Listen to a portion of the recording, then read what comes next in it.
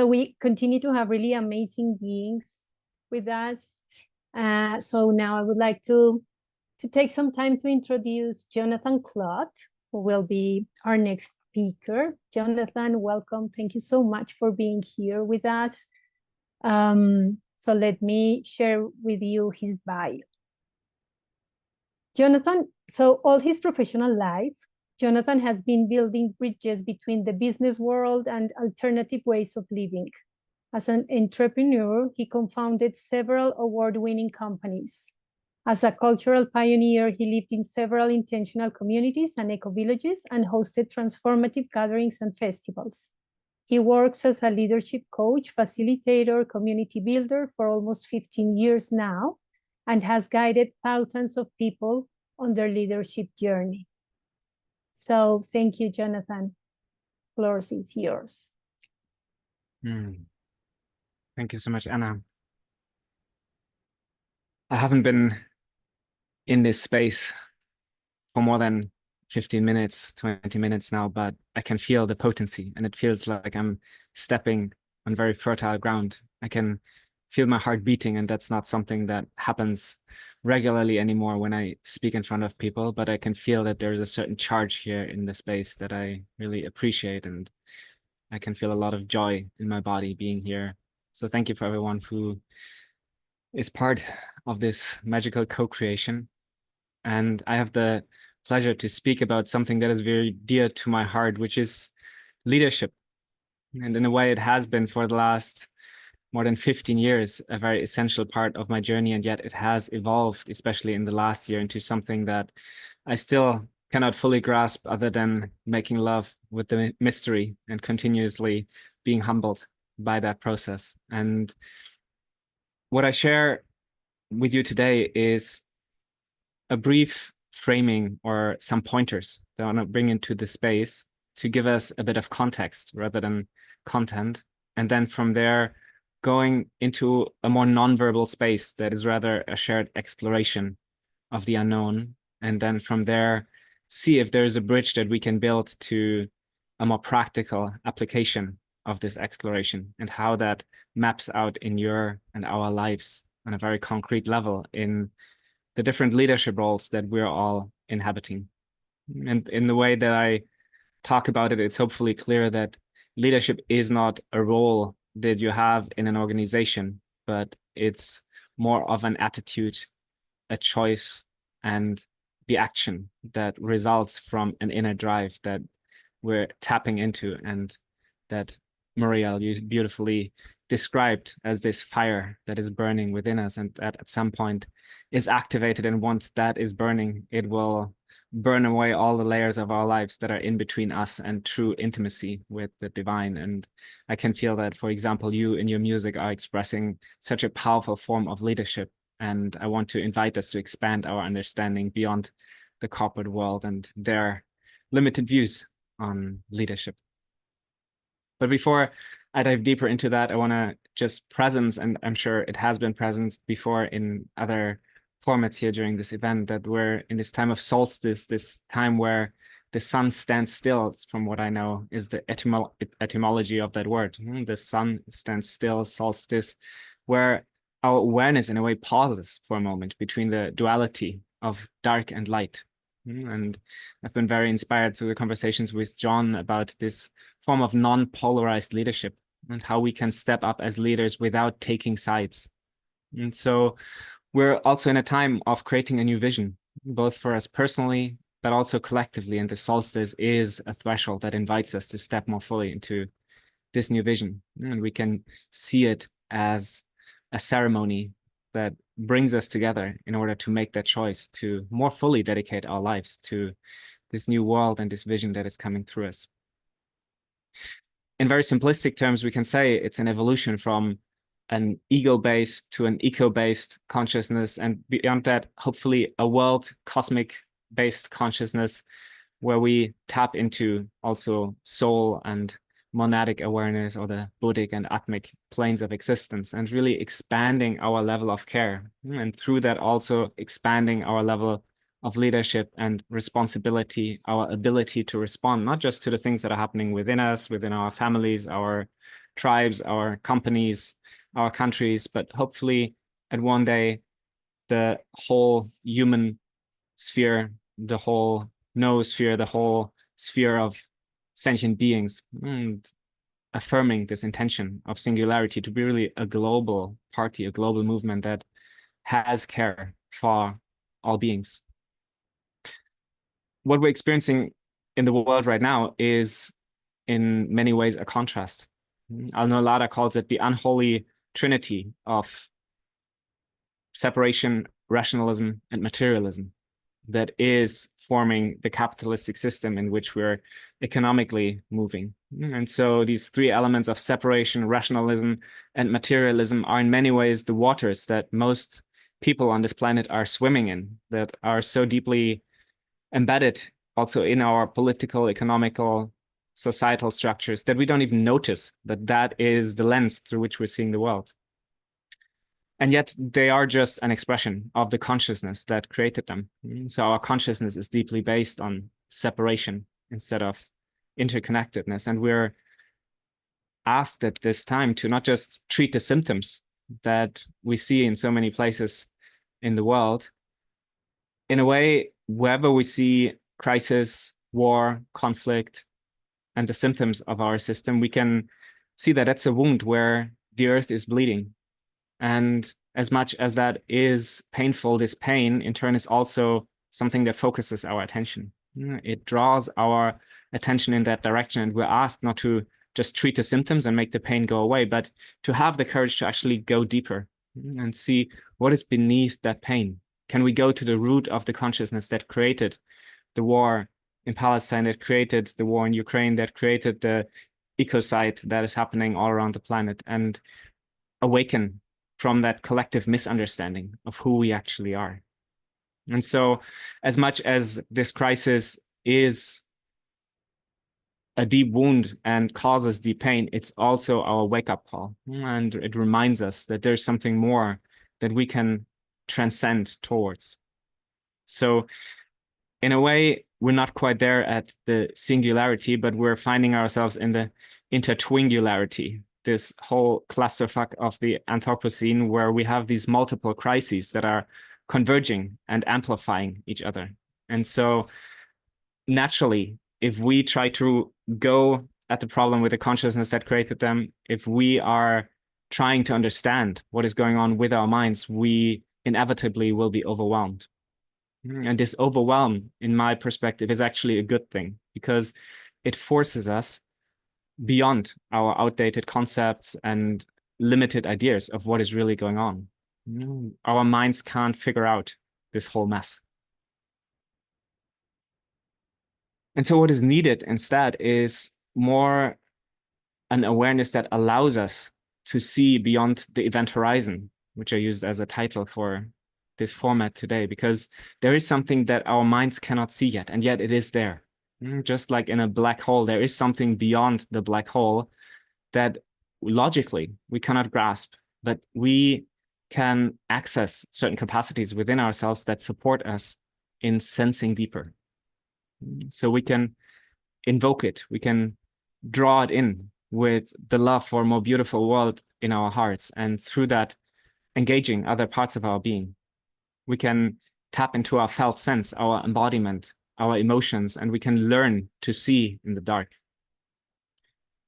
We can tap into what Arthur Sharma calls this capacity of pre-sensing, sensing that there is something in the future that is emerging, that isn't quite here yet, but that we can already attune with. And so one of the aspects of this new form of leadership is transcending this narrative of polarity, of acknowledging that it's not about winning the game anymore. It's about changing the playing field. So we're coming from a thesis to an antithesis and hopefully finding a thesis, a synthesis. So we have this game of polarity between thesis and antithesis. And so if we move into the emergence, a synthesis might arise that is very different than anything that we've seen before. We're transcending all our stories and moving beyond the limitations of both sides of any conversation that we're having. So when I speak about soul awakened leadership, soul awakening for me is this listening to the call of our soul of making God our priority in our life and having this deep love relationship with the mystery. My experience with working with many clients is that there's a deep, deep longing in a lot of us, that we long for a leadership that is sourced in this soul fire that we've been speaking about before. And really acknowledging this longing and longing of an embodiment of true power that is not the cheap surrogate of dominance that we see in many political or economic institutions. So one of the ways that I see all of us called to bring this into the world is to be these embodied permission slips for a new way of being. From my understanding, Jesus was never looking for any followers. He was always looking for people who activated Christ consciousness within themselves. And so I want to complete this little framing with a quote from Howard Thurman before we go into a bit of a more nonverbal space. Howard Thurman says, "I hear a voice crying out in the wilderness. It's forgiveness. And I go out to see him. And I find a man on the cross and I say, I have to take you down. And he says, you cannot take me down. You cannot take me down until every man, woman, and child comes to take me down. Tell everyone you meet, there's a man on the cross. There's a man on the cross. Tell everyone we meet it's time to stop waiting for the second coming. And it's time for us to step up, every man, woman, and child."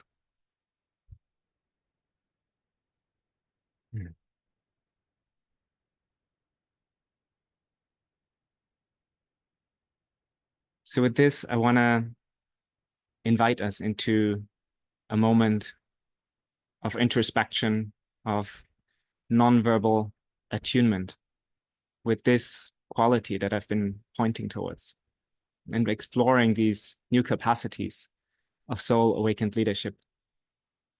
So if you're open for this exploration, my invitation for us would be to close our eyes for a moment and to find a position that feels good, and to just take a moment to presence and to check in with yourself, whatever is alive in your body right now.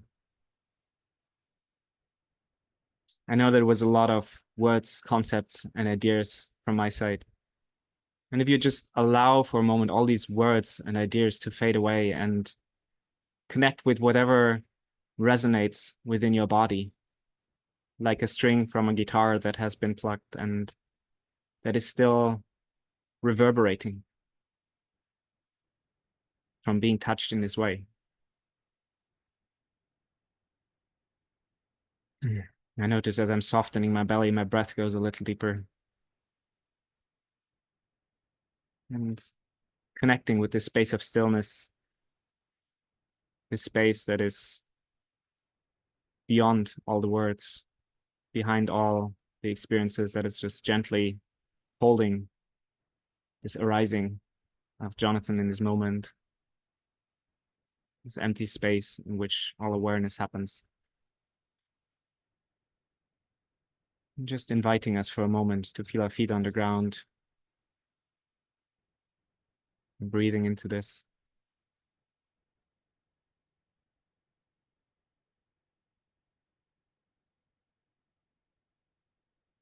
And giving ourselves permission to be in the dark for a moment.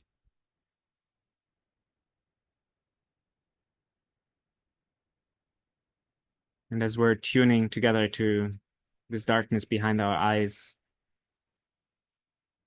gently becoming aware of other capacities that are coming online.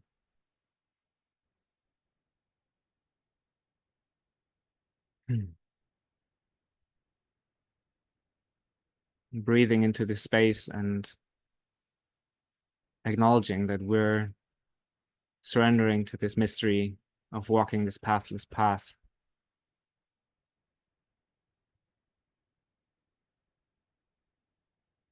And as much as there is darkness in front of our eyes, there is a rich territory to be discovered.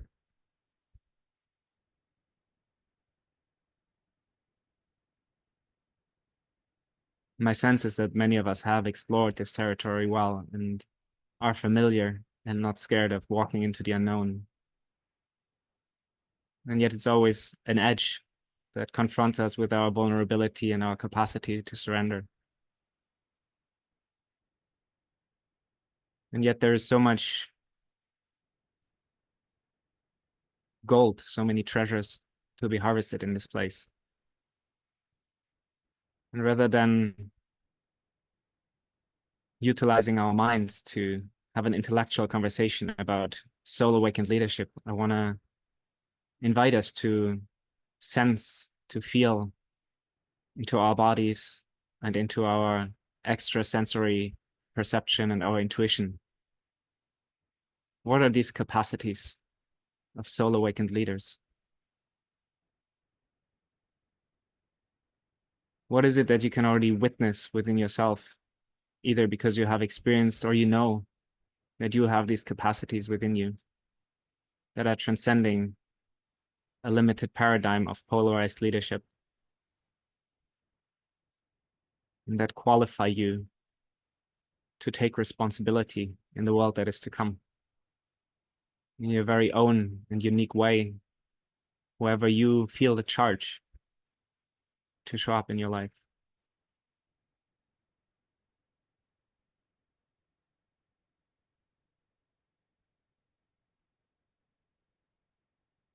Before lightning strikes, there is a negative charge that goes upwards from the earth, and it's called the leader that connects with the clouds and creates a channel for the lightning to strike. And where are you a leader for that charge that wants to come down to earth? What does that mean for our business world, our political world, your families, your relationships? What is that kind of leadership that you are representing?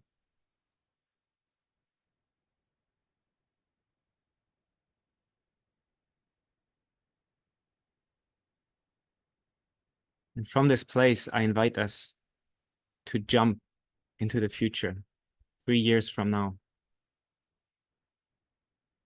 and imagine a radical shift that is sweeping over the planet, where in 3 years' time, the world will look very different from what we're experiencing now. And I invite you to tune in with your deeper knowing, with your pre-sensing capacities, to look beyond this event horizon.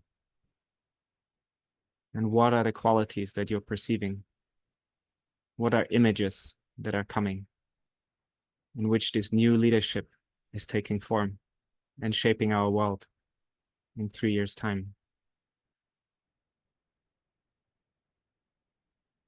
Really notice any images, sounds, sensations, smells, sensory perceptions, or extrasensory hunches.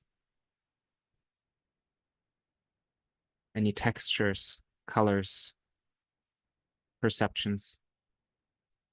Whatever comes to you, if you align with this vision in 3 years' time.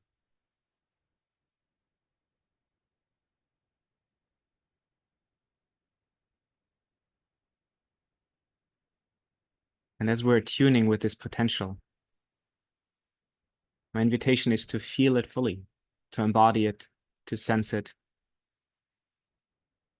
and to really shapeshift into this version of you in 3 years. Maybe you notice a change in your posture, a different center of gravity in your body, different sensory perceptions.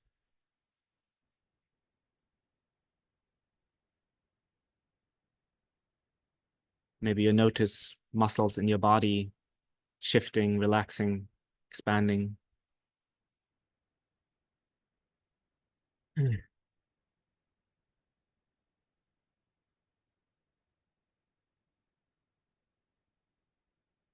And really creating this image as an attractor, as a magnet to pull this vision into your life. Making yourself available by reaching out beyond the event horizon and inviting this potential into your life right now, right here.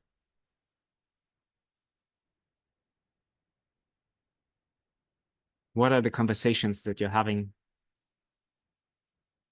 Who are the people that you're connecting, working, supporting with? What are you working on? How is that expressing in the world?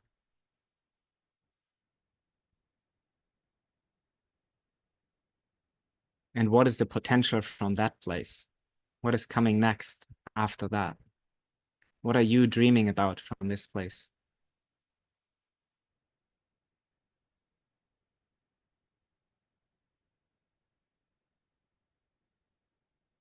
Hmm.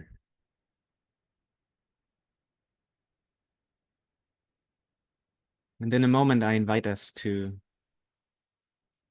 harvest all that still wants to be harvested from this place, and then slowly prepare to come back to this present moment, but without letting go of the sensation of the experience, but anchoring it in our bodies so that it's not a future achievement that we achieve in 3 years, but rather an inner place that we can connect with and come from as we're drawing this future into the present moment and building that bridge, building that line that directly links us with this manifestation and this vision that comes into reality if we allow ourselves to dream really big.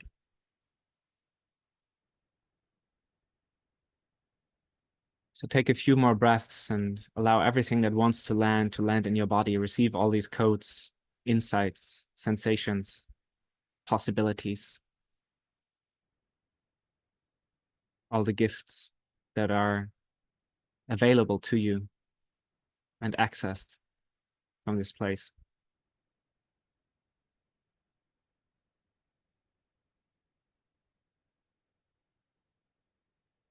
And then whenever you're ready, you can slowly prepare yourself in a couple of moments to gently open your eyes.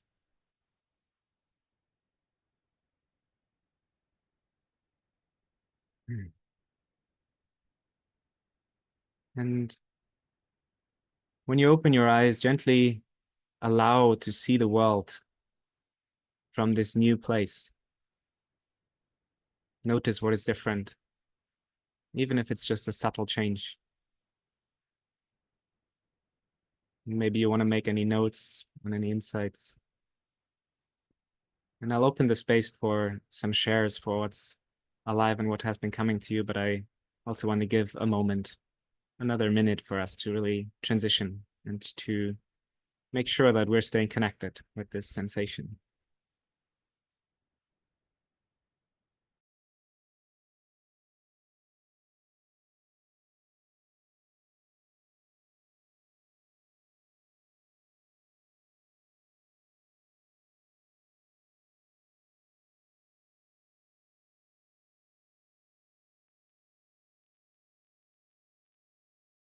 Mm.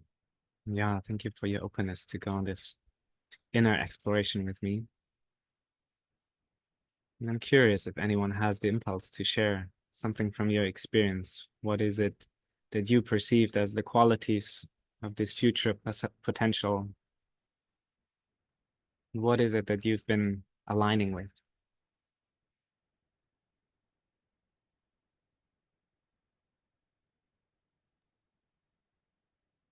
I'd love to share something, which was I saw an image of a wave, a very large wave, and that's an image that I have on this kind of vision board that I intuitively created that informs my intentions behind my work, right? And I didn't understand fully why the wave was there, but I could see what the wave symbolized is the awakening, and the way the tsunami forms is through a movement of energy from one person to another, and then and that builds as then those others give to others. And there was a real sense of building the wave just one person at a time through one transmission of love at a time, and that collectively creates this quickening on the earth.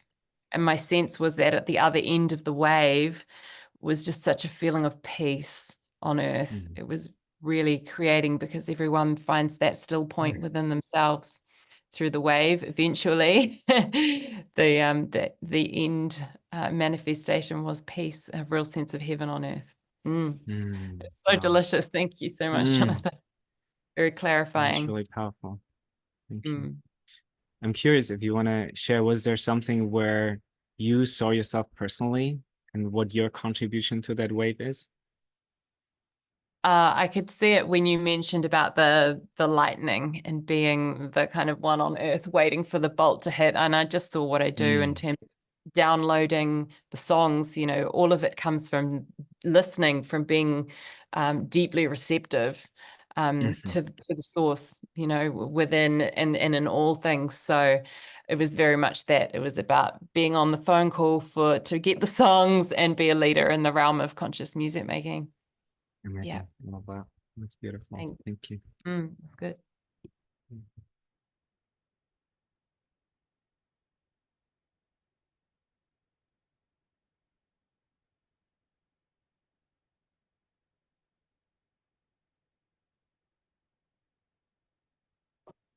Yeah, I can share. Yeah, for me, it was more like more sensations than specifics, but there were like two things that were stronger. One,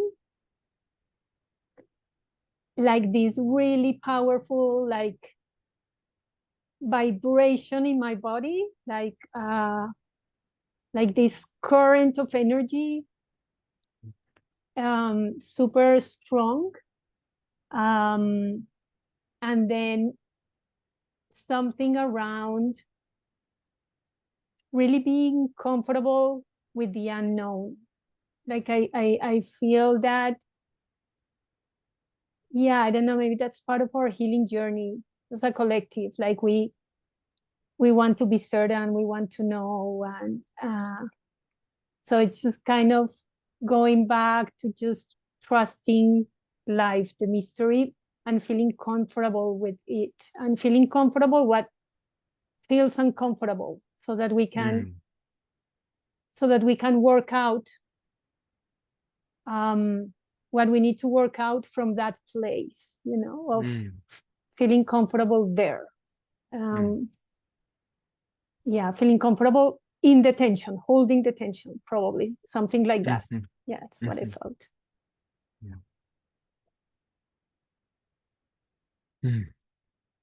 Yeah, I can feel the courage that is transmitted when you're speaking.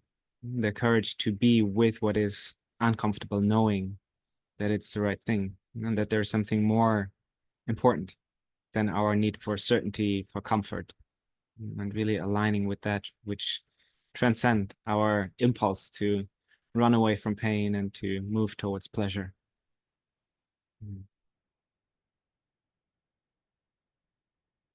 Yeah, and the strength and resilience in that as well, to be with the paradox, to hold the tension of not knowing and still being present and being available for life.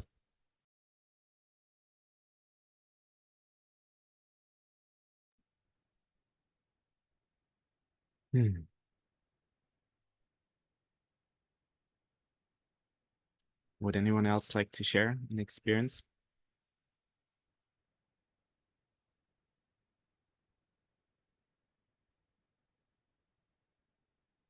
I'm not quite sure if any one of the people who have their videos turned off is present with us in the space. Give it another moment to see if there's an impulse that wants to be expressed.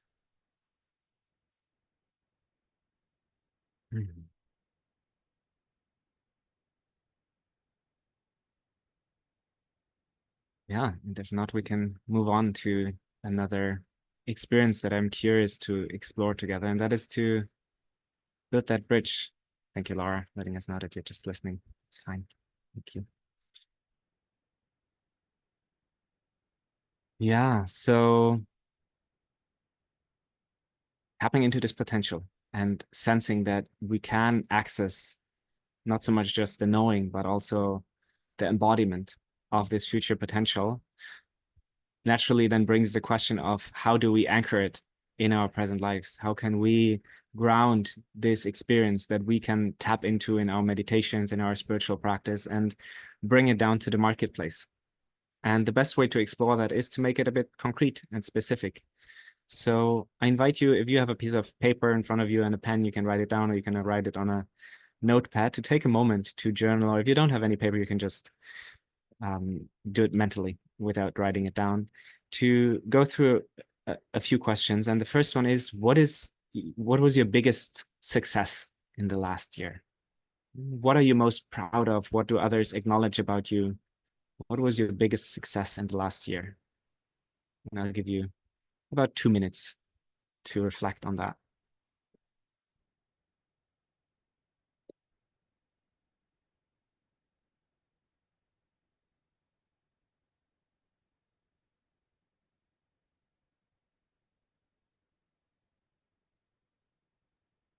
Those two questions again in the chat.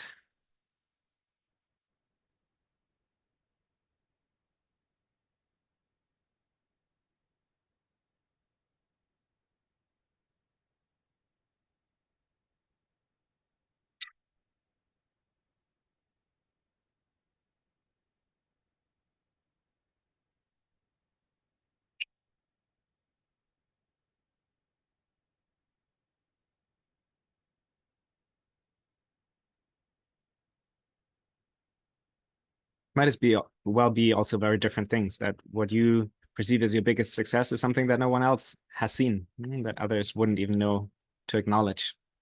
So we can write down both.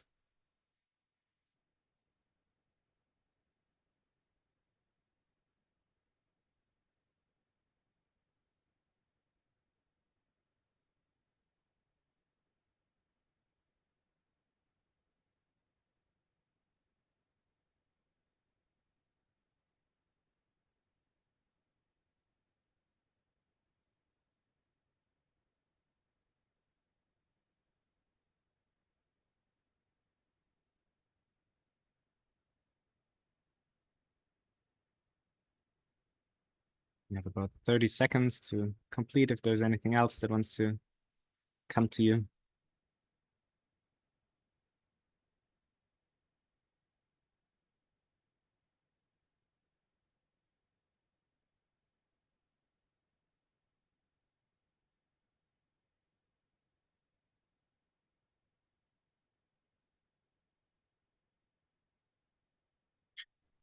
And when you're complete, I have a second question for you.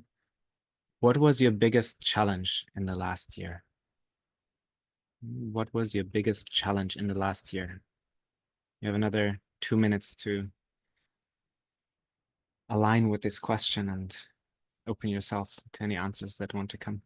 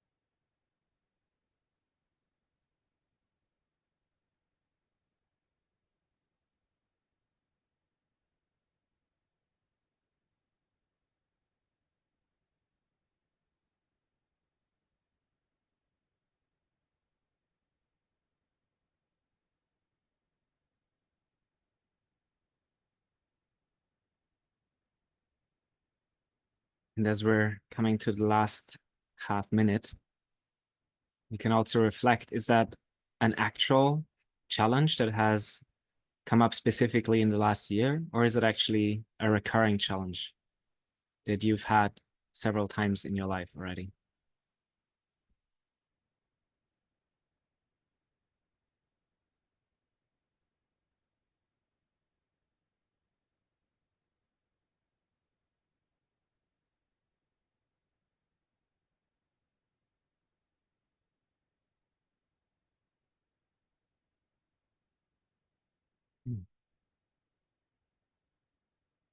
So for those who are participating, you can slowly bring your thought process to a pause. And the reason why I'm asking these questions is that in the way that I like to work in the realms of coaching is not so much to change the strategy with which we're doing things, but rather to shift the mindset that is bringing the strategies that we're applying to our lives in order to create different results. So it's not about optimizing the game that we're playing, but really about changing the playing field, as I mentioned earlier, and create new rules of the game that, then create a new game in return. And so really working on this deep level of identity that is created through the consciousness with which we are creating our lives. I'm curious, Muriel, would you be open to share what your biggest success in the last year was?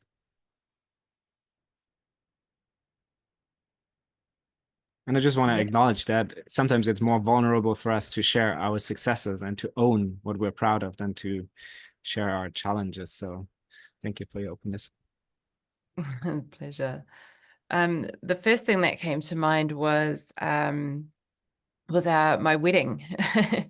I got married for the second time, just over a year ago.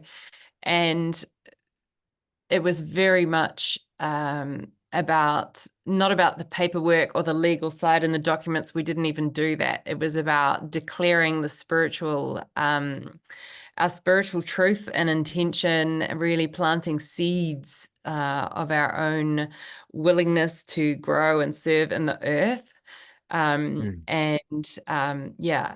Putting the words in the earth was the core of it. And I felt like in being so demonstrative in ceremony of our own truth, we modeled some really powerful things to our community around, our relationship to the earth, to source, and to each other as souls. So that felt like it was actually sending out some powerful ripples, and it was about so much more than just him and I. It was a moment too that did inspire others. I'm curious if you're open to share, were there some people at that ceremony where you felt a bit edgy to share that in front of them? Oh, for sure. I mean, even my own parents. I've always been the kooky one, a bit of a black sheep, or felt like, being the more spiritual one, a little bit of a space cadet, I think, in my parents' eyes. And so, yeah. And what was your experience? How was that received? Really well. Just people were moved and were happy to have witnessed and been a part of it. And and we were really praised at the originality of the ceremony and how it was very authentic to us. So wow, that's super beautiful. Thanks. What a wonderful contribution to the field. I can really see how from there these ripples went out, and you're representing exactly that. This permission slip for others to also step more into their authenticity, to their truth, their power. It's amazing. Got it. You got it. And can I just share what's made all the difference for me in the last few years is shifting. For years I thought I was kooky. I was like weird, and because of the spiritual edge that I have. And it took me about 20 years to realize that it's actually, we are the ones who are in touch with more of reality than most people. We have more information than most people. We're not the weird ones. We are the leaders of the curve. And once I changed that, I was able to give myself permission to be way more authentic in expressing my spiritual truth. That's amazing. I love that insight. I just wrote an article where I used the metaphor of an eagle being raised by chicken, because I've always had this part in myself where I was questioning, despite being able to create a somewhat positive story about my business career, if I'm really honest, I feel like I failed in business. I never really succeeded or had a big exit or any of the entrepreneurial credentials that others would regard as high success. And I realized it's not because I'm not intelligent or capable enough. It's really because I never really tried to excel at that game because I wasn't aligned with the values. And so to recognize how much for a long time I've been trying to play this game of chicken while actually I'm supposed to soar like an eagle, was a big insight for me, and something that I'm noticing in a lot of my clients that I'm working with these days. So thank you for Oh, speaking into that. exactly that. I love that. I'm curious, would you be open to also share your challenge? What has been challenging for you in the last year? Oh, yeah, again, there were quite a few. One of them was a very unconscious, well, maybe a very uncomfortable conversation that happened with my mother. You know, and it was triggering deep core wounds for both of us. But I was able to listen to the challenge in terms of hearing life trying to tell me something through her, which was basically, you know, reach out more. Reach out to your loved ones more, because you know, my mother's sense of discontent that I wasn't caring enough, you know, for her by not connecting enough more as often as she needed or wanted, was really hurting her, and it wasn't honoring the mother. You know, it was honor thy mother, but it was actually the mother, you know, saying to honor all the love that is there within all your friendships, all your sacred relationships. Honor, yeah, have reverence for that, for those connections, feed them, don't take them for granted. Yeah. So When you're speaking about that, it sounds like you have shifted something since then in your life, in your relationship with your mother. yeah, it was like clearing the air and us both seeing what we needed to see. You know, it was almost like inflicting a bit of pain on each other so we could see the lesson that needed to be learned, and the wake-up call, little slap on the face kind of thing. And we both managed to process it in a healthy way and take what we needed to. And yeah, that in many ways, I don't think my relationship with my parents has ever been this good, you know, because we have done the work. Yeah, acknowledging the things that were in the way. Very, very hard conversations though at times, you know, very definitely challenging and recurring, you know, because my process of personal healing has been you know, over many years, and there've been many thorns that have come out in the process. Yeah.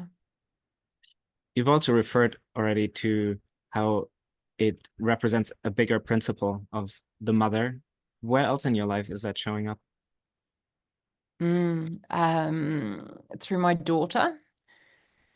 I'm seeing her in these phases when I'm aware that I seem to be in deep phases of clearing intergenerational stuff, you know, where the energy of the mother has become distorted in my own family line. I see my daughter processing emotions that she doesn't consciously understand. You know, she's 12, and she's still very sensitive, and I feel very attuned to the mother and connected to the oneness.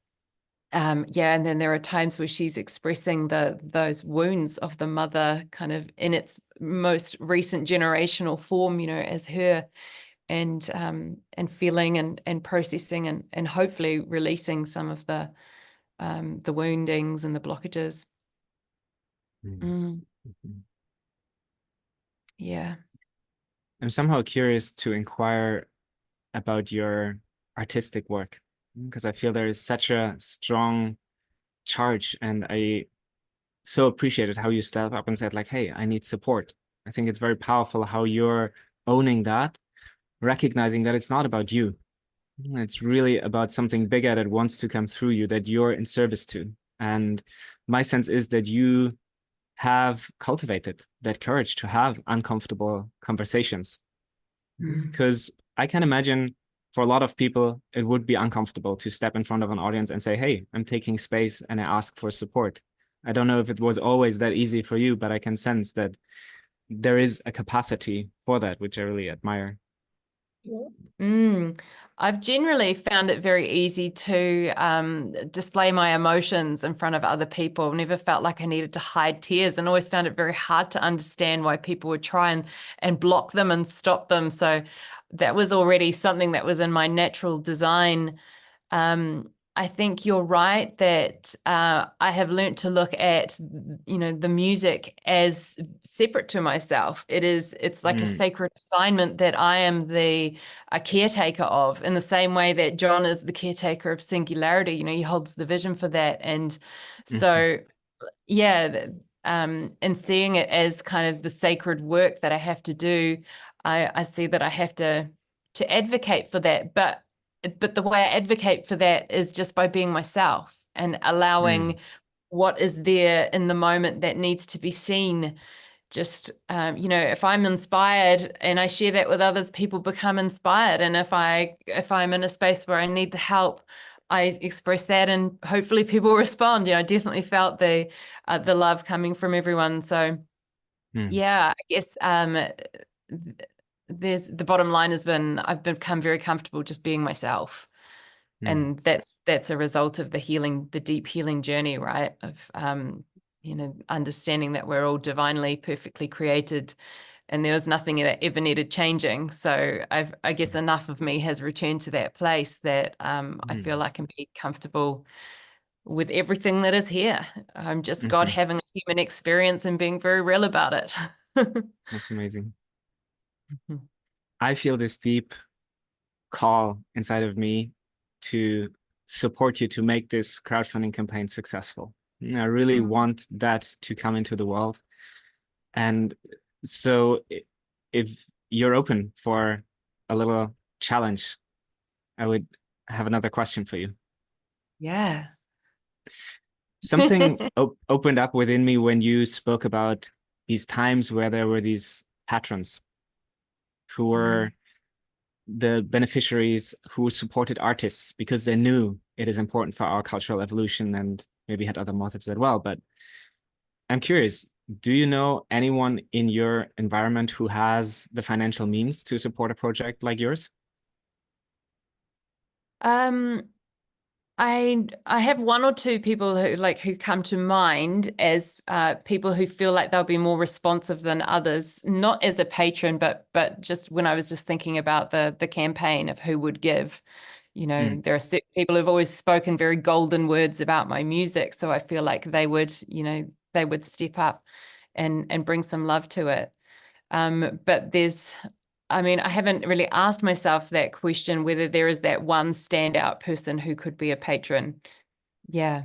How much money do you need to really have the production and the quality that you wanted, and to really be also, abundantly honored for the work and the contribution that you're putting in? Yeah, well, the Give a Little campaign is for 13,000 New Zealand dollars. But that's only the costs of hiring a music producer and sound engineer and studio.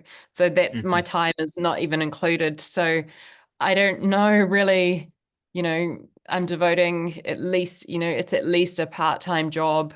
I was going to say a part-time job a week, but the fact that my music is so reliant on me living in the oneness, I'm embodying this. It's my full-time practice. I'm constantly listening for the melodies and dialoguing with the oneness all around me of what does humanity need? Help me encapsulate that. I live and breathe this. So I don't know what price you would put that up, but if a miracle happened and it was even rounded up to 20,000, that I was paid 7,000 for my work, I would just be very, very grateful too, just to be, I guess, honored on a par that would be equal to, say, the music producer I'm working with. Yeah. So, yeah, probably 20,000. How would you feel if 40,000 came in? I would feel very affirmed by the universe. I'd feel very blessed. And what would that allow you to do? It would allow me to relax and slow down with the process as well, like to take our time to make the work the quality that it needs to be. It would relieve some stresses at home in terms of, that I put a bit of pressure on myself to need to be a provider, alongside my husband for our children.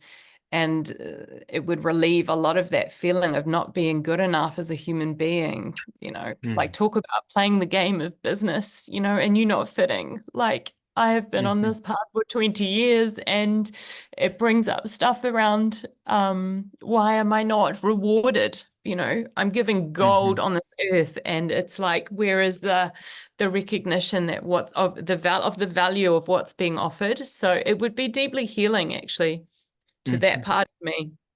Yeah. Yeah. Yeah, I feel touched as you say that. And I can see how there is this aspect of the mother in you that hasn't been honored enough, where you have stepped up in your capacity to honor the mother, but within you, the capacity to receive that, I feel, is still something that wants to expand more. Absolutely. That, I'm working on that. There's literally a song at the moment called Let the Love In, and I do, but letting it in all of its forms. Even just doing a visualization like you've just, offered me of just imagining a lovely sizable sum coming in feels really nice. So I'm going to keep trying that on. And I'll keep you on that hot seat for another moment if you're okay with it. Taking you back to that question, who is something who has the financial resources that he or she could finance such a project of yours and give you the 40,000 that would allow you to really produce it in the quality, not just in terms of technical quality, but also energetic, emotional quality that you need in order to bring this down to earth? Who was someone who could support that financially? Do you know anyone who has the financial resources who could bring in a sum of 40,000 New Zealand dollars? The first person that came to mind was an Australian artist called Lisa Gerard.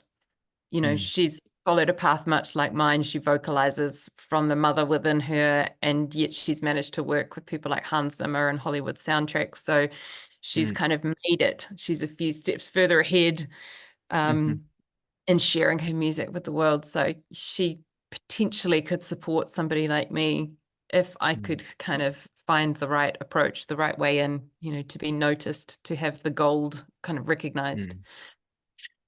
Tell me a little bit more about her. Do you know her personally, or no? What's your connection with her? No, she's just somebody who inspires. Yeah, it seems like you've done a bit of research on her and know a bit about her path. What is it that inspires you about her? That she followed a very intuitive line of creation in her music, to be very true to her own musical to the life impulse that was expressing through music.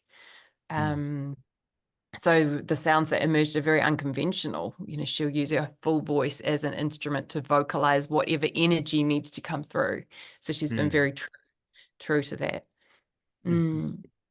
Yeah. So I just see she's somebody who's managed to combine like being a channel for source, a conduit, and found her right place, on this earth, where she could give the maximum good that she could vocally and through her music, and be impactful and valued. Do you have a sense of what her mission is? Of why she's here? I think she's here to show other artists the way in many ways, primarily to bring, her sound medicine to those who need it. But in doing so, she's also modeling a more unconventional but authentic path of musical expression for other artists. So it sounds like, from what you know about her, she has an interest in seeing you thrive and bringing your gifts into the world, because she knows what it feels like to be a channel for this frequency.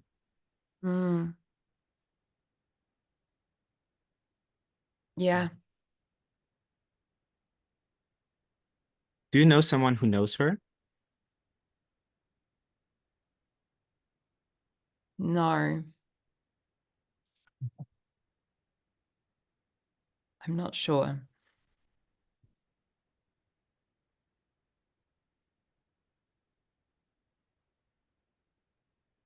what is something that you think she might be struggling with? People wanting stuff from her. Mm. Mhm. How does that show up in the world? What is she experiencing? Potentially emails asking that she help with this, or this or that desire that some person around the world has. Well, that's my main thing. It's just this image of people kind of picking at her, Do you or know wanting that? to use her to get ahead, or, listen to my music Yeah. because I want to be famous, that kind of energy. Mhm. Do you have that in your life as well, that people sometimes approach you with this energy? Somebody Um, wants something from you, that people see that you have a certain capacity to give something and asking you for that? Actually, very rarely. I very rarely feel like a request coming from someone that is not life asking through them. So I tend to help, when I'm being asked. So maybe I'm making that up about Lisa, huh? A lot of the things that you described about Lisa sounded very much like you. When you spoke about her, I saw your image and see that you're describing yourself and you're seeing in her what you have within yourself as well. And that's because you can recognize it. Imagine you had a lot of success with your music and financial resources, and someone in your position would approach you. How would that be for you? What would be your reaction? I would at least give them time for a conversation, to get to know them a bit better, to connect with this, like with them on a soul level, basically, very authentic and very real. Find out more about them. Yeah. And what would make it easier for you to engage in such a conversation? How would they have to approach you? They'd have to approach me kind of like almost as someone who regards themselves as an equal, but not as far down the path, who is clearly very committed to their work, who speaks of their work with the value and the mission that it is, and honors it, is clearly, fully behind it. Yeah. From what you're sharing, it sounds like she also has some sort of a spiritual connection and a sense of what is happening on this planet right now, and that she could very much be an ally.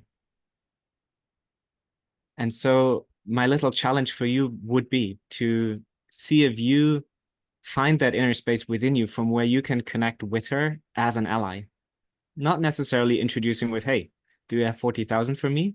But really building that connection from someone who sees her in what she's doing. And I'm not sure how many people actually see what she's doing as much as you can, because you know how it is to be in that position and to be in that charge.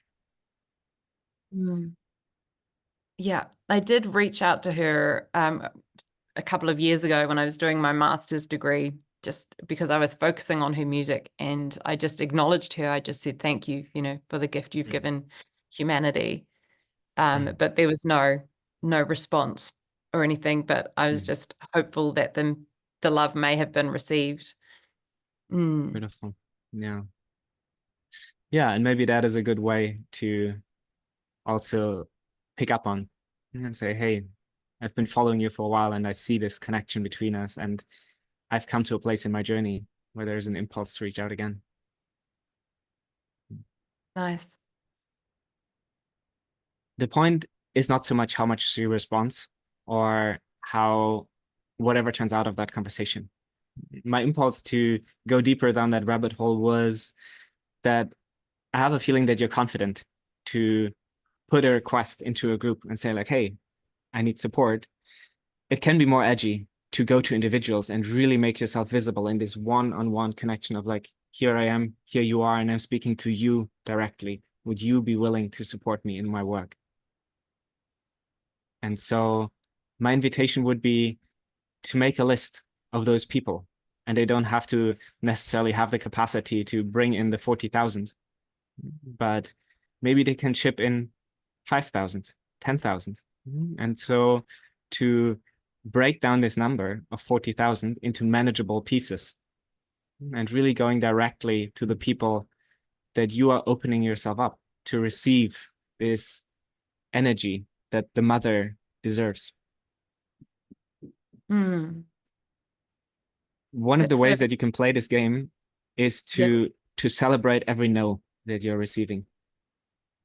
Instead of just celebrating the yes, celebrate the no, because it shows that you have the courage to go out there and show yourself.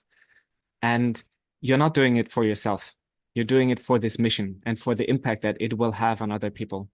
So you can very confidently put that mission first and say, here is something that will change the life of thousands of people. And you have the possibility to contribute to that. So you're not someone who is needy, but you're someone who has something really valuable to offer.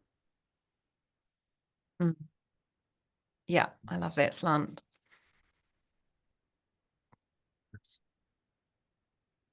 Thank you so much, Marielle. It's very beautiful to feel your energy and what's coming into the world through you. And I really appreciate how you're stepping up in this way. It's incredible. Thank you for your openness to play here in front of everyone. Thank you for the process. Thank you. Gifts received. And with this, we're coming to the last 5 minutes of our session together. And I want to open up the space to see if there's anything else that is alive, that is present for you, that you want to reflect either from your own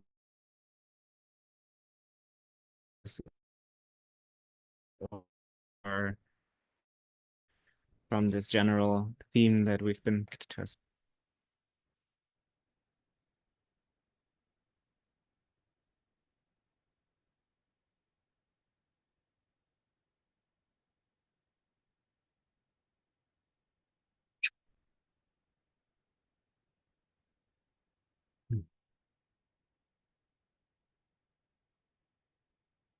And if not, we're ready to wrap up.